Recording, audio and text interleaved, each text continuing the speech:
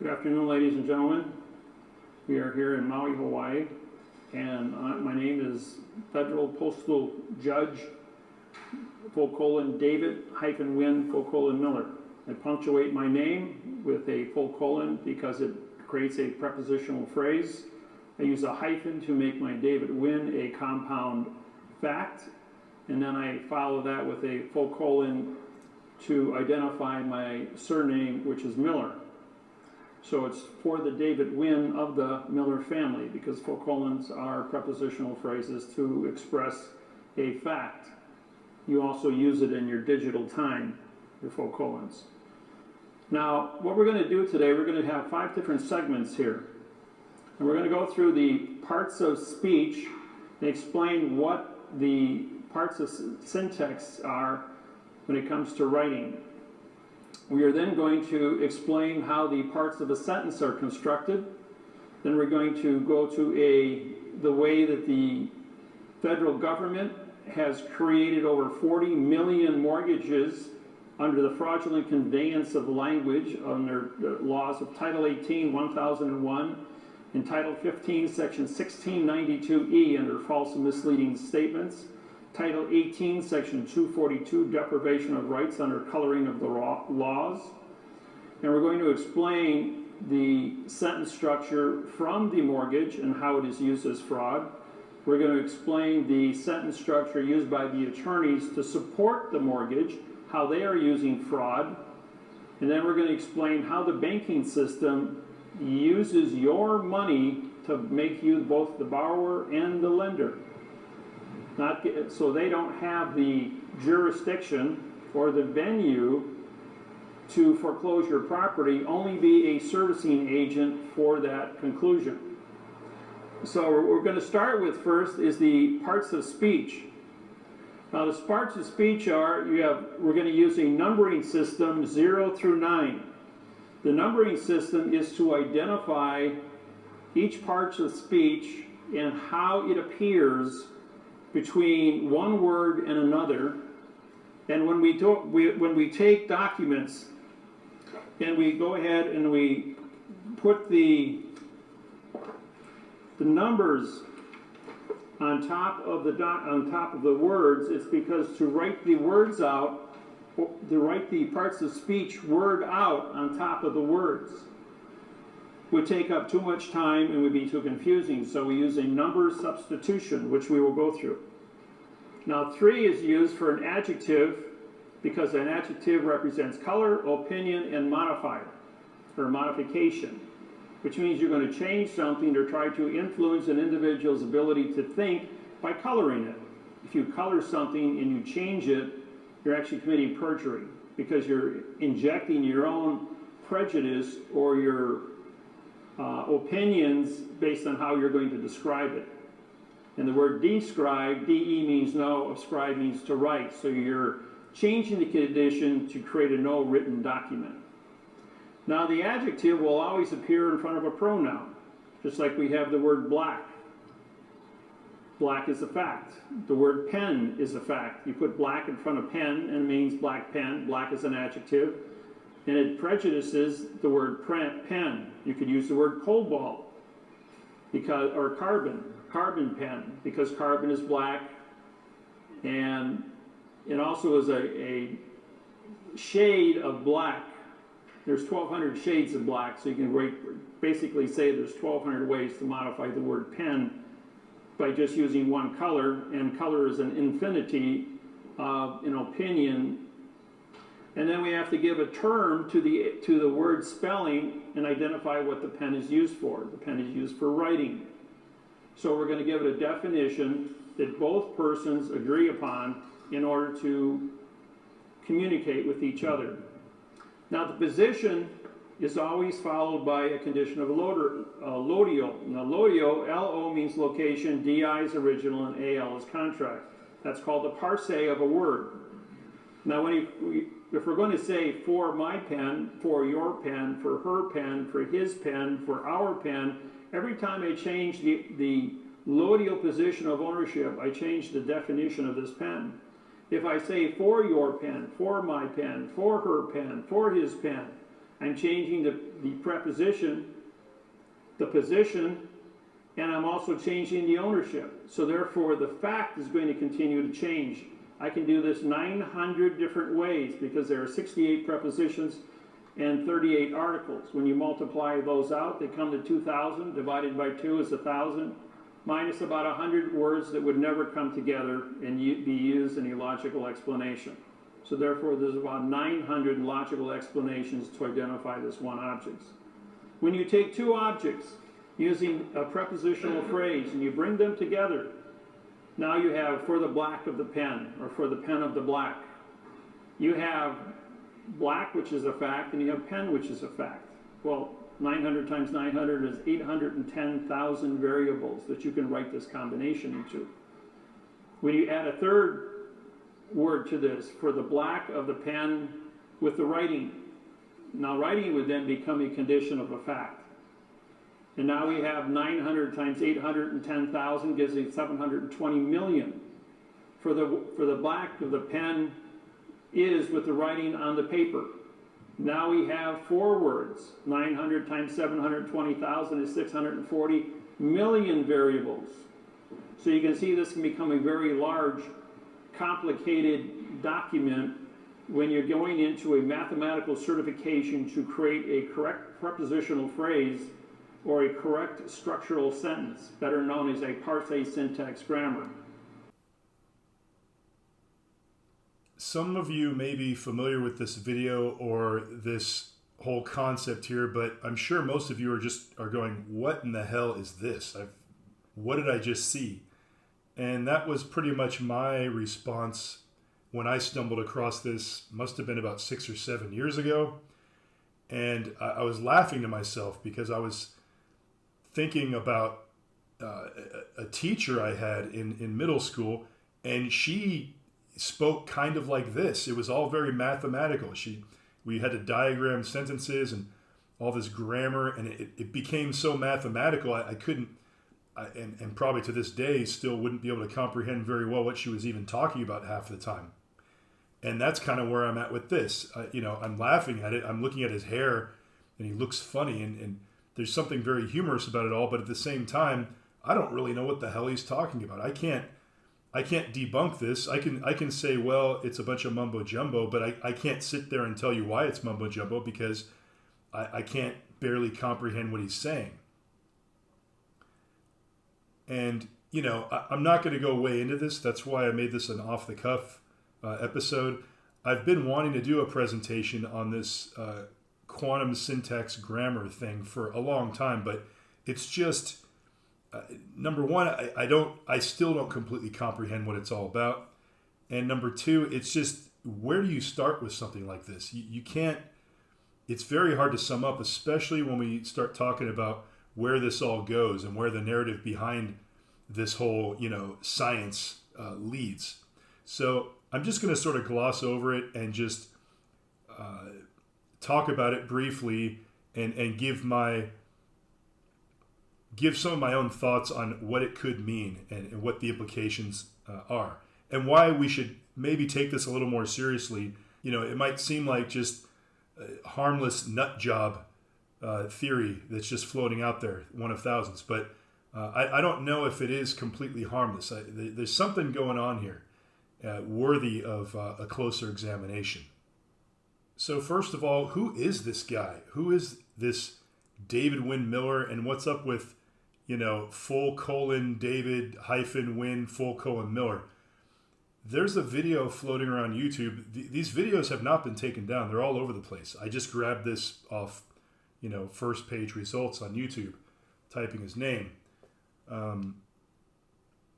There's a 9-hour presentation floating around there, and if you just watch the first hour, that's probably enough. The rest of the 8 hours, he goes into all sorts of directions, but it's a crazy. It sounds crazy. His story. He talks about how he died, and then he was revived, and he had his adrenal glands removed, and then he didn't sleep for 7 years, and that's why he's so smart. I mean, if you like this kind of stuff, go watch it. I mean, it's endlessly entertaining. So he sort of makes himself out to be this genius. Okay, ever since he was young, he was inventing stuff or whatever. And I don't know. It may be true. I'm not saying the guy was a complete liar. He's deceased now, by the way. He died a couple of years ago. But at some point, he invents this language called quantum syntax grammar. And like I said, I've been looking into this for a long time, but I still can't quite find the words to sort of define it myself. So I'll just tell you in my own terms what I think it's all about. Okay, what this is about is taking apart words, specifically in contracts. And in this case, he's talking about contracts having to do with real estate and ownership of housing, and he uses the housing crisis / crash of, I think it was 2007, 2008, when all these huge banking companies in charge of mortgages all crashed, and then Obama bailed them all out. So he's referring to that point in time, and he's talking about the contracts and how they're invalid.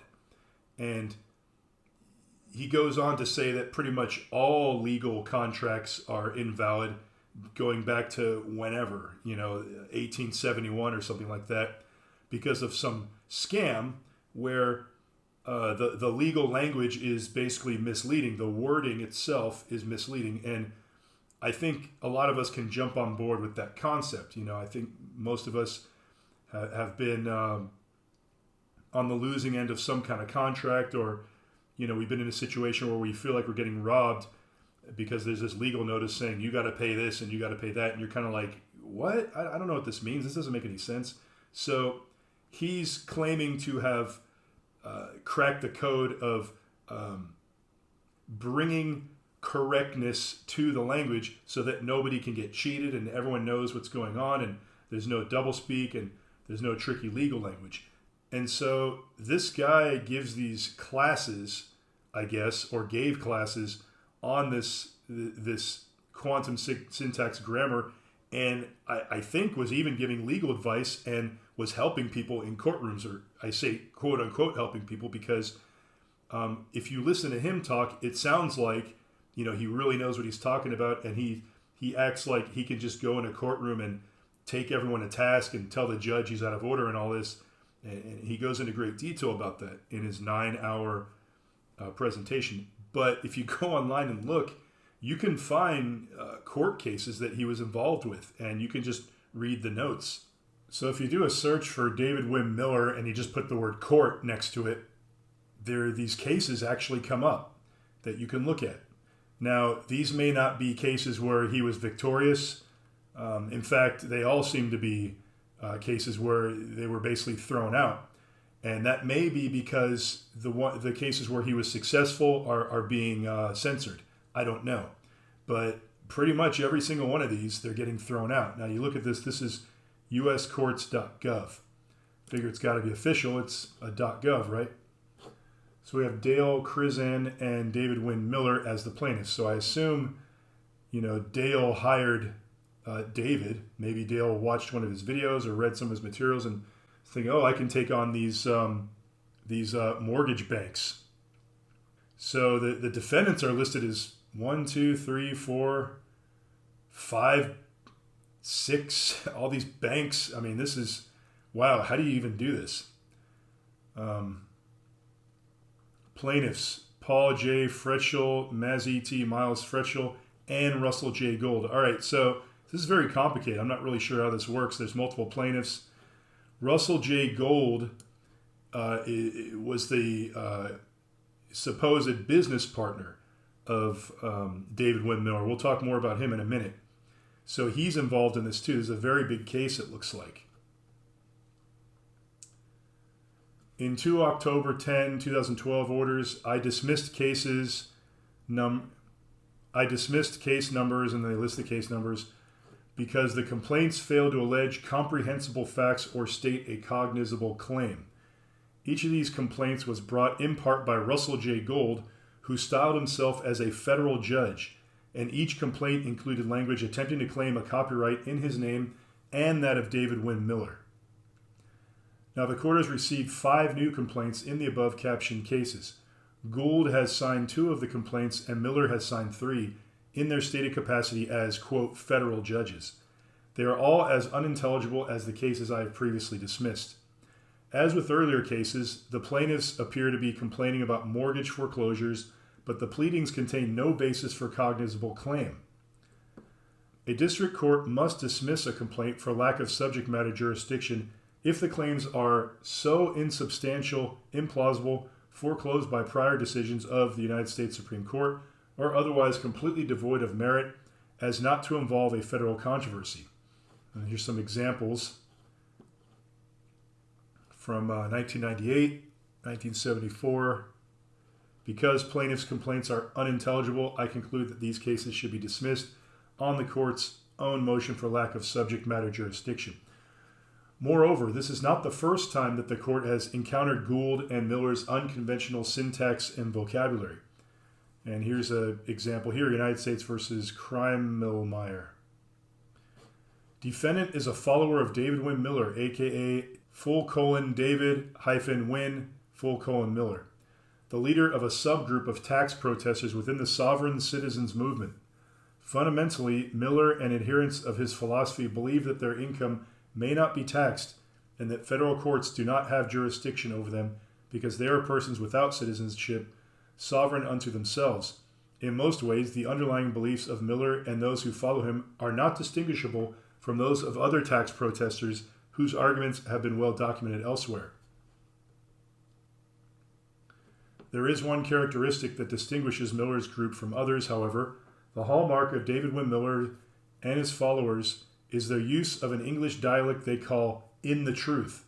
The dialect invented by Miller purports to be based on mathematics and is characterized by the abundant use of prepositional phrases, the absence of action verbs except in gerund form, and the overuse of hyphens and colons.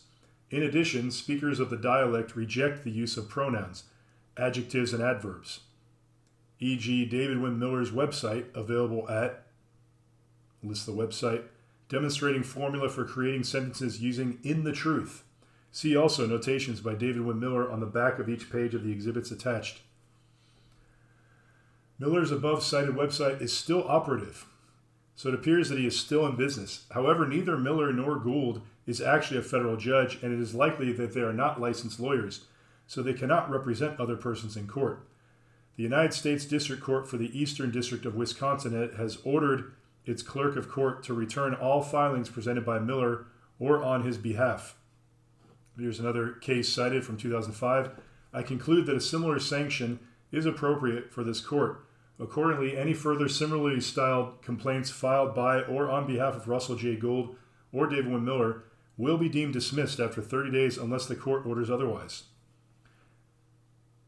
If any of the plaintiffs in the above captioned cases or any would-be client of Gould or Miller believes that he or she has a claim that can be brought in federal court, the complaint will have to be written in plain English. The above captioned cases are dismissed with prejudice for lack of subject matter jurisdiction. Russell J. Gould and David Wynn Miller are sanctioned as described above. Entered this 6th day of December 2012 by the court. Barbara B. Crabb, District Judge. Welcome to the Federal Postal Court. I'm Federal Postal Judge Russell-J. Colin Gould. This is Corporation Case Number RE-881-080-581 US. Wow, here we go. Russell J. Gould, Federal Postal Court. Fees can pay for the bills of the lady for corporation between the claimant Tyshawn Lamarcus Dispenza, who is in the Federal Postal Court hearing today, and the Vasily is the Internal Revenue Service. Is the Internal Revenue Service here on this day? You know they're not.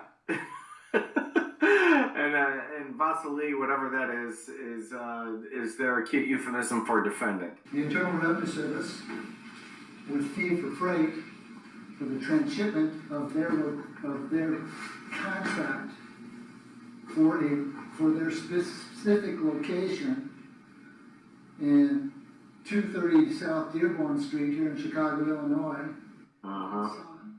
Has been given 3-day notice under the rescission timeline for closure of this hearing on this specific day. I'm sure the IRS is quaking in their boots right now on your 3-day rescission notice, whatever the hell that means. I've autographed the postage stamps, which fee for freight has been paid, and I'm logging them into evidence on this day. So the Internal Revenue Service, are you here? We'll wait. Is there a timeline on that? There's no timeline on that. They're not in the room, and you know it. It's you and the other guy. That's it. Stop pretending. The rules and the guidelines for the docketing of this federal postal court are in the constitution of this vessel contract. Okay, so David Wynn Miller apparently died a few years ago, and his business partner was this guy, Russell J. Gould, also known as Russell-J Gold. Now, I'm not here to mock these guys. That's what this guy's doing. This is a website called Law Talk with Mike, and this guy likes to pick on Russell J. Gould. And I don't know that I necessarily agree with him. I mean, it is easy to mock this. I mean, look at this. You know, he's got that same chart that David Wynn Miller had. You know, the number system, adverb, verb, pronoun, position, loadial, all that. And I think there's something deeper going on here. And first of all, just Russell J. Gould's demeanor, there's something off, you know, and same with David Wynn Miller. And like I said, I'm not here to mock these guys because I think there's something very, I don't want to say sinister. It's just something not right. It's not what it seems on the surface. It seems like these are just some nuts just going out there, and you think to yourself, oh man, you know, and I thought I heard it all, and now you got these nut cases. I don't think these are simple nut cases. This guy, Russell J. Gould, he's still on the internet. He's still putting out videos. He's all over the internet. I mean, he's got people working with him. I pulled this from Law Talk with Mike because it's him taking videos from Russell and sort of making fun of it. This guy, Mike, is supposed to be a real lawyer or something. But he comes off as kind of disingenuous as well. I mean, you know, your instinct is to sort of side with him and go, yeah, you're right. This guy's a clown and, you know, you're a lawyer and you should know. But I mean, why is this guy going through so much trouble to debunk something that is so seemingly insignificant? Is it just for comedy effect? I mean, you know, aren't you actually sort of perpetuating it a little bit by focusing upon it? You know, if it's so pointless and insignificant, why are you making all these videos about it? I think there's some kind of psychological operation going on here. And let me explain what I mean. If we go back to this legal document here from this one of these cases that was thrown out that David Wynn Miller and Russell brought, you see terminology like David Wynn Miller, the leader of a subgroup of tax protesters. Okay, so some of you may have heard this phrase before, tax protester. These are people that believe that you know, that the income tax imposed upon the American people is fraudulent. Now, I'm far from an expert on this topic, so I don't want to try and get into too much detail about something I don't really know about. But I think most people feel like, you know, income tax is bullshit. You know, you pay tax on the income you're receiving from an employer, and then you go to spend your money and you pay sales tax again. So you're paying tax receiving your money, paying tax sending it. Meanwhile, the country is now $34 trillion in debt. You know, many states like California, I think last I heard was, you know, very much in debt. So I mean, they're chopping our money in little pieces and taking pieces of it, and God knows where it's going. And we're in debt, and there's homeless people everywhere. They can't handle the crime problem. They can't protect our borders. I mean, what is going on here? We're definitely being scammed, okay? So there are good reasons to question taxation, you know? So this phrase tax protester is kind of in the category of, you know, election denier, which is another phrase that, you know, legal sounding phrase. Basically, the underpinning of that statement is that election fraud doesn't happen, you know? The underpinning of the phrase tax protesters is that all taxes are legit, they're all good and legal and acceptable. But a lot of people do have problems with income tax. A lot of people do have problems with our elections, and there's lots of evidence to show that there are problems with all of this. So, this type of language is dangerous because while in some cases it might be an accurate description, it tends to get overused in order to shut down a whole way of thinking, and you can see very quickly this is the boot of Big Brother trying to step on people that want to question things. So there's a fine line here.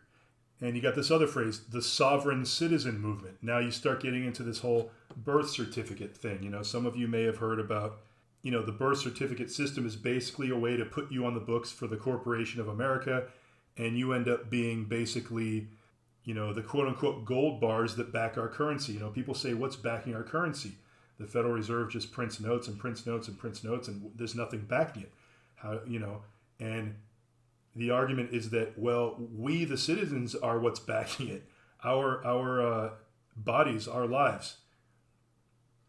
So the sovereign citizen movement is presumably a way to sort of get out of that, the way to get out of the birth certificate movement. And I may not be putting that the best way, but again, it's something that there's a seed of truth in there somewhere. These are phrases and terms that Big Brother and the deep state and the controllers and the great oppressor want to demonize, and they want to make a clown of anyone who tries to think this way, tries to question these things. And I think that's the job of David Wynn Miller and Russell J. Gould, I'm sad to say. And you watch them speak, and they seem like they really believe what they're saying, and they seem very intelligent. They are very intelligent. I mean, if nothing else, they both have a lot of information in their brains, and they can give these sometimes convincing, sometimes not so convincing presentations. But, what really bothers me, especially in the case of Russell J. Gould, is, you just look at his mannerisms, and I don't know, man, there's something not right about this guy. I almost feel like he might be some kind of like, I call him mind job, which is, it sounds terrible, but basically an MK Ultra, mind control, brainwashed, something or other. And you don't find a lot of free-form interviews with this guy. Everything seems very scripted. And the style of all the videos that he does, if you look at the War Castle series, the editing and the style is all very similar. So what I'm saying is there's some there's money behind this. I don't know how this guy makes money. I don't think he's making all his money from doing these classes on how to go to trials and just have him get thrown out, because even if there is merit to what he's saying, the courts are not hearing it. They're not taking it seriously. So how do you help anyone out? How do you get a reputation? So there's something bigger going on, and I think the whole purpose of this is to subvert the sovereign citizens movement, the anyone questioning the income tax, and I think particularly with Russell J. Gould, who kind of came out real strong, 2019, 2020, right before the pandemic, the whole Trump era, the Q era. I think part of his job too is unfortunately to subvert the Q movement and possibly even the devolution theory, which is a theory you might want to look into if you look up a guy named John Harold, aka Patel Patriot. He has this devolution theory, which is backed up by executive orders executed by President Trump. And it's one thing to lay out a bunch of terminology and numbers and all this. It's another thing to lay out documents, and you can go read the documents and develop theories based on official government documents. That's something that's kind of like you have something there, But so what I'm saying is, I think I made it clear, is that unfortunately, I kind of believe that this whole quantum syntax grammar thing is one big psyop designed to subvert the patriots, the patriot movement in America, and make it a big clown show, turn them all into clowns. It's to create a stereotype, and this bleeds into a lot of other topics I've gone into. Again, it isn't my purpose here to attack Russell J. Gould as a person or David Wynn Miller. I think these people may be, either actors or they are somehow being coerced to do what they do, or perhaps they were born into families where, you hear about the Illuminati and these mind control people, and a lot of it's generational. And when you look into this stuff, and I don't know, I think these guys might be victims of some type of very, elaborate psyop, and they're just actors in it. So I would just be very wary of all of this stuff and be very discerning.